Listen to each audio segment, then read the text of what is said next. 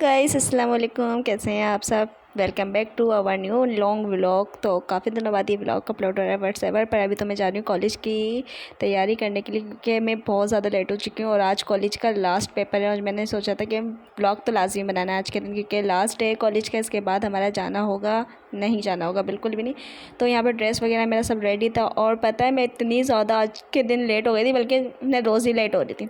और फिर यहाँ पे मैं जल्दी खाना वाना खा रही थी। मैंने बोला यार ब्रेकफास्ट तो करा हुआ नहीं था, तो मैंने लंच करके जाना है लाजमी, क्योंकि वहाँ पे बेहोश होने का मेरा कोई इरादा नहीं था। जल्दी मैंने अपना खाना वाना खाया। और यार आज के दिन बड़े ही कोई कांड हुए थे। ऊपर से मैंने अपनी तैयारी भी नहीं कर रखी थी, ड्रेस वगैरह भी मैंने एंड टाइम पर निकाला जल्दी जल्दी। मैंने बोला बस जल्दी जल्दी जैसे ही प्रेस हो रहे हैं, जैसे भी तैयारी हो रही है ना, तो बस करनी है। और बकाया चीज़ें सारी रेडी थी, बैग वगैरह में रखी हुई थी, क्योंकि जैसे ही मैं बैग लेके जाती हूँ ना, वापस वैसे ही आता, उसके बाद मैं नहीं खोल के देखती। बस जैसे ही पेपर दे के आ गई, जान छूटी। और आज तो था भी लास्ट पेपर, और इतनी ज़्यादा मतलब फिर एक तो ना लास्ट पेपर और उर्दू का पेपर कमाल हो गया था। तो यहाँ पे मैं कॉलेज पहुँच गई थी जल्दी जल्दी। मैंने लगा जब एक दो लड़कियों को देख लेते ना यार, वो लोग भी खड़ी हुई हैं, तो एक राहत मिल जाती यार, इतने लेट नहीं हुआ। फिर यहाँ पे हमारा पेपर वेपर डन हो गया था। और फिर मैंने इसमें ना एक कहानी हो गई थी आज के दिन ना। मैंने अपना मोबाइल रखवा दिया था सर के पास। मैंने आज अपने बैग में नहीं रखा था मोबाइल, तो मैंने आज सर के पास रखवा दिया। तो सर बोल रहे हैं कि ना अगर मोबाइल तो रखवा रही हूँ, मगर ना जिम्मेदारी मेरी नहीं होगी। मैंने बोला भाई आपके ऊपर जिम्मेदारी नहीं होगी, मतलब आपके पास रखवा क्यों रही हूँ मैं, ताकि मेरा मोबाइल सेफ़ रहे। तो बोले नहीं मैं रख तो लूँगा, मगर मैं ना यहाँ पे रख के जा रहा हूँ, और इसके बाद मेरी जिम्मेदारी नहीं होगी कि ना कोई भी अकेले। मैं बस पेपर क्या कर रही थी, पेपर के टाइम पे ना मेरे दरवाजे में नजर थी कि यहाँ से कोई मेरा मोबाइल लेके ना चले यार। दुआएं कर रही थी मैं पेपर ही देते हुए। और फिर पेपर तो अच्छा हो गया था, जाहिर सी बात है उर्दू का था तो बेस्ट होना था। और आज आंटी ने कैंटीन लगाई हुई थी यहाँ पर, और मेरे पास पैसे बंदे थे। जैसे कि मैंने शुरू में देख लिया था आप लोगों ने, 500 रुपये का था, और यहाँ पे इनके पास खुले नहीं थे, तो कुछ भी नहीं लिया यहाँ से। तो भाई पेपर हो गया था, इतना कोई सुकून मिल रहा था ना पेपर देने के बाद यार। एक तो हमारे ना ये वाले पेपर जो होते हैं सेकेंड ईयर के, इसमें इतने इतने गैप थे ना, यानी आप समझ लो कि जून का पूरा महीना गया है इसमें। इतने लंबे लंबे इन्होंने गैप दिए थे, मगर मेरे को कोई इतराज़ नहीं था, क्योंकि इसमें मेरी तैयारी बहुत अच्छे तरीके से हो गई थी। मैंने कोई तैयारी मतलब सेंटर तो मैंने पूरे साल लिया है, मगर कुछ याद नहीं करा। और फिर बस जो तैयारी करी थी वो करी थी पेपर के दिनों में ही। और वो भी तैयारी जब हमारा पेपर होता था इवनिंग में, तो मैं मॉर्निंग में बैठ के तैयारी करती थी, एक दिन पहले भी नहीं, क्योंकि पढ़ने की कितनी भी कोशिश करो पढ़ाई नहीं जाता। तो यहाँ पे अभी वो कराची में कुछ दिन पहले बारिश हुई थी, तो उसका पानी वानी भरा हुआ था यहाँ पे, और इस सबको इग्नोर करना, ये तो सब हो गई। गवर्नमेंट कॉलेज है भाई, ये प्राइवेट कॉलेज नहीं है जो इतनी सफाई का ख्याल वगैरह रखा जाएगा। और फिर यहाँ पे बाबा आ चुके थे मुझे लेने की। जल्दी में गई, बाइक वाइक पे बैठी, और बाइक के बीच में मैंने अपना मोबाइल निकाल के स्टार्ट कर लिया। एक हरकत ये मैंने पहले भी करी थी, तो उसमें मेरा एक्सीडेंट हो गया था, यानी मोबाइल के चक्कर में मेरा बुरखा चैन में आ गया था। यहाँ पे हम लोग घर पे पहुँच गए थे और सेफ़, अल्लाह का शुक्र है इस बार मेरे को कुछ नहीं हुआ। मैंने बहुत एहतियात से वीडियो बनाई थी। यहाँ पे आके मैंने सारी चीज़ें वगैरह और स्कार्फ वगैरह खोला और बैग वगैरह रखे, और यहाँ पे आके अब बस मेरा दिल कर रहा था मैं लेट जाऊँ, सुकून करूँ। और फिर रात में मैंने बोला यार कितना ही सोते हैं। फिर मैं रात में उठी, फिर मैंने सोचा यार प्लान बनाते हैं, एक रूटीन बनाते हैं अपनी ना, कि अब यूनिवर्सिटी में एडमिशन लेना, उससे पहले जो मेरे पास गैप आ रहा है उसमें मेरे को क्या क्या करना है, मेरे को अपना टाइम वेस्ट नहीं करना है। अच्छा ये तो मैं रूटीन बना रही थी, मगर इसको फॉलो कितने अरसे करना है ये मुझे नहीं पता था, मगर। और फिर यहाँ पे मेरी बहन मुझे बेसिक मेकअप सिखा रही थी। मैंने इससे बोला था मेरा भाई कुछ बेसिक सिखा दो मुझे मेकअप के, तो वो मुझे कुछ ट्रिक्स वगैरह बताई थी मेकअप की। और यहाँ पे चीज़ें वगैरह, ये नेक्स्ट डे का व्लॉग है। हम लोग बाहर गए थे अपना कुछ सामान लेने, कॉस्मेटिक वगैरह का, तो वहाँ पे आते हुए हम लोग चीज़ लेके आए थे। और ये चीज़ भाई एक दिन का सामान है, ये कोई 3-4 दिन चलने वाली नहीं है, एक ही दिन में ख़त्म हो जाएंगी। और फिर यहाँ पे मैं सामान जो लाई थी वो ये वाला था। मेरे को एक मॉइस्चराइज़र चाहिए था और एक फेस वॉश चाहिए था।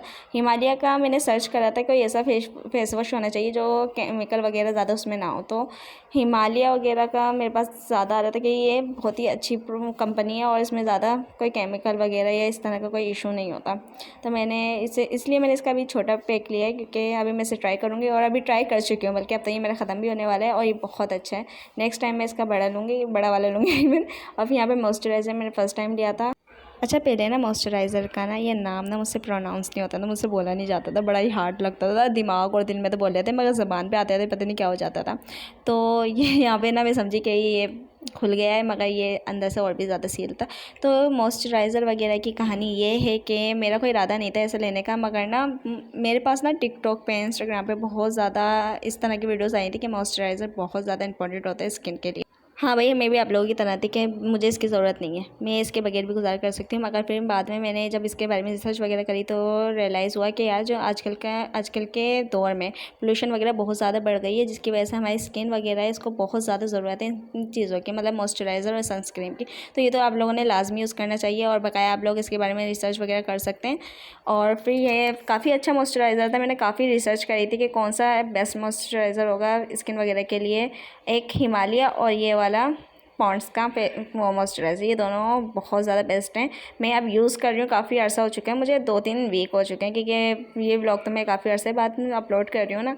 तो यहाँ पे ये मैंने निकाल के, ज़ाहिर सी बात है, जब लाई थी तो वो ट्राई भी करना था। यहाँ पे मिसबा मेरी सिस्टर है जो कि शाम की चाय पे मामूर है। यस, हमारे घर में ये एक बच्ची है जो सबके लिए चाय बनाती है। और यार शाम की चाय तो, सुबह की नाश्ते की चाय होती है वो अलग होती है, और शाम की चाय ना पूरे दिन की थकान उतार देती है। वैसे ऐसा कोई काम हम लोग करते नहीं, खेत वगैरह चलाते नहीं, मगर फिर भी थकान हो जाती है यार, बैठे बैठे भी थकान हो जाती है। और जब मैं बिस्किट लाई थी वो निकाला मैंने, और ये मैंने अपनी सिस्टर के देखे देखे बिस्किट ले लिए थे। मेरा कोई इरादा नहीं था बिस्किट लेना है, मेरी जो नज़र है ना वो सिर्फ पापड़ पे टिकती है। दुकान पे जाते ही मेरी सबसे पहली नज़र पापड़ों पे जाती है। ओके गाइस, कमेंट में आप लोग एक बात बताइएगा कि व्लॉग्स मेरे कैसे होते हैं। यानी इतना कोई मैं प्रो नहीं हूँ, हाँ, इतनी कोई मैं प्रो नहीं हूँ व्लॉग बनाने में, मगर आप लोग कमेंट में लाजमी बताइएगा आप लोगों को व्लॉग कैसे लगते हैं और आप लोग कहाँ तक व्लॉग देखते हो। क्योंकि मुझे नहीं लगता कि पूरा आप लोग देखते होगे और एंड में बोर ही आ जाते होगे। तो स्टार्टिंग में तो आप लोगों को दिख रहे थे 4 बिस्किट थे जो हम लोग लाए थे, तो उसमें से 2 मेरी सिस्टर ने और मम्मा ने ले लिए, और 2 इसमें जो हम 2 सिस्टर्स लाए थे ना, तो हम दोनों ने ले लिए।